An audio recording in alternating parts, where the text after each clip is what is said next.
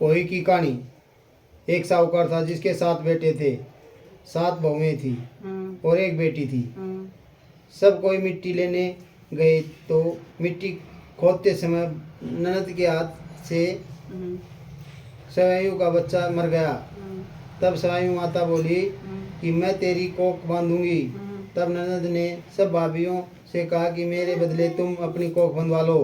तो 6 भाभीियों ने तो मना कर दिया, किंतु छोटी भाभी ने सोचा अगर मैं अपनी कोख नहीं बंधवाऊंगी तो सासू जी नाराज हो जाएंगी, इसलिए उसने अपनी कोख बंधवा ली। तब उसके बच्चा होता और वही साते के दिन मर जाता। एक पंडित बुलाकर पूछा कि क्या बात है जो मेरा बच्चा वही साते के दिन मर जाता है। तब उसने कहा कि तू सुरही गाय की सेवा कर। सुरही गाय सवाई माता की सहेली है, वह तेरी को छोड़ेगी तब तेरा बच्चा जिएगा। वह सुबह जल्दी उठकर सुरही गाय का काम कराती। गौ माता ने सोचा कि आजकल कौन मेरी सेवा कर रहा है, मेरी बहुएं तो काम करती हुई लड़ाई करती हैं। तो गौ माता ने सुबह उठकर देखा कि साहूकार के बेटे की बहू है जो सारा काम कर जाती है।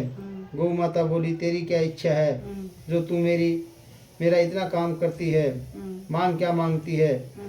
तो साहूकार की बहू बोली मुझे वचन दो गौ माता। तो गौ माता ने वचन दे दिया। तब वह बोली कि सयाऊ माता तुम्हारी सहेली है और सयाऊ माता ने मेरी कोख बांधी है, सो तुम मेरी कोख छुड़वा दो। तब गौ माता ने 7 समुद्र पार अपनी सहेली के पास जाने लगी तो रास्ते में धूप थी। वह एक पेड़ के नीचे बैठ गई। थोड़ी देर में एक सांप आया और पेड़ पर गरुड़ पंखनी का बच्चा था, जिसको डसने लगा। तो साहूकार की बहू ने सांप को मारकर ढाल के नीचे दे दिया और बच्चे को बचा लिया। गरुड़ पंखनी आई और साहूकार के बेटे की बहू को चोंच मारने लगी। तो वह बोली कि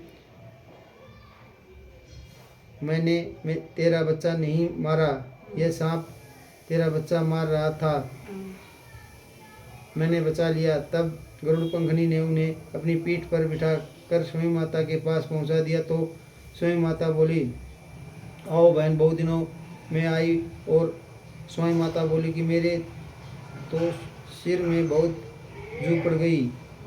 फिर साहूकार की बहू ने उसकी सारी जू निकाल दी। तब स्वामी माता बोली तूने मेरी बहुत भलाई करी, इसलिए तेरे 7 बेटे 7 बहुएं हैं। तो बहू बोली कि मेरे तो एक भी बेटा नहीं, 7 कहाँ से होंगे। तब स्वामी माता बोली क्यों नहीं होंगे।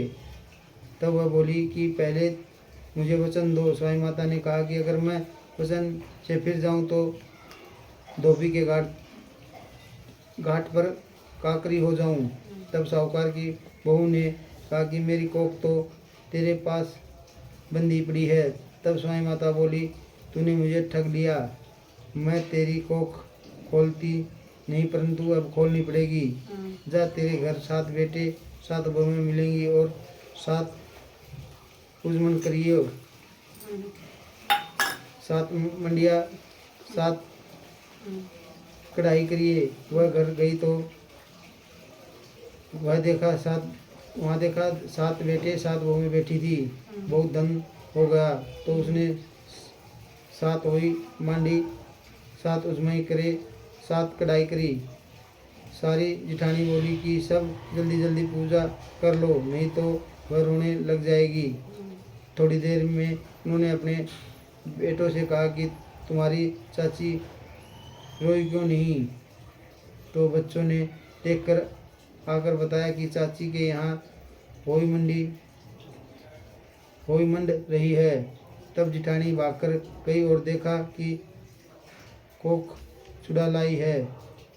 तब वह बोली, तुमने तो कोख बंधवाई नहीं, मैंने बंधवा ली, परंतु स्वामी माता ने दया करके मेरी कोख खोल दी। हे स्वामी माता, जैसे साहूकार की बेटे की कोख खोली वैसे ही सुनते सब परिवार की कोख को खोलना। अष्टमी की जय। विनायक जी की कहानी।